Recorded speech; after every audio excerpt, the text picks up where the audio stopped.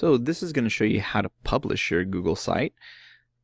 When you're ready for people to look at this or students to look at this, there is a publish button. Until you click that publish button, no one can see your site. So once you click on the publish button, it's going to ask you for a web address. You don't have to put anything, but just something that corresponds to your site or assignment, whatever it happens to be. This one we just called it sites-pd. And just click publish. And then it's going to ask you a couple questions as far as like, who do you want to allow access to see this? So this little drop-down menu where you go to publish settings. Now here you can always come back and change your site name if you want. So what else can you do? You can view your published site. So what would this look like to somebody who arrives at your site? Not all the text and embed and extra boxes off to the side, but what would they look like when they land on your page?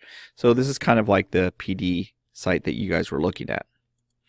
So if I come back to my site, a couple other important points. Share with others. Now this one, you can share it with someone else if you want to work collaboratively, like myself and Allison are working on this site at the same time. But this is the really important one right here. Once you publish it, who are you going to allow access to see the site? Now, you can change this to anyone can find it and anyone can view it. So anyone on the internet can see it.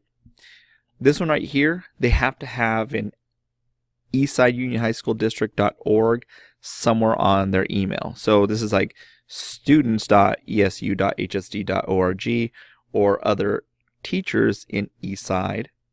They can view your site, but no one else. No one with just a regular Gmail can come in and look at your site.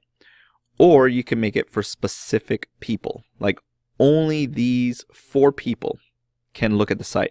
So maybe you have a site for your department. Only your department members that you list can look at the site. And so those are just different ways to publish your site. And of course, once you're finished, don't forget to hit the save button. So I'm going to switch it back to this. Click save as a just in case. Click done.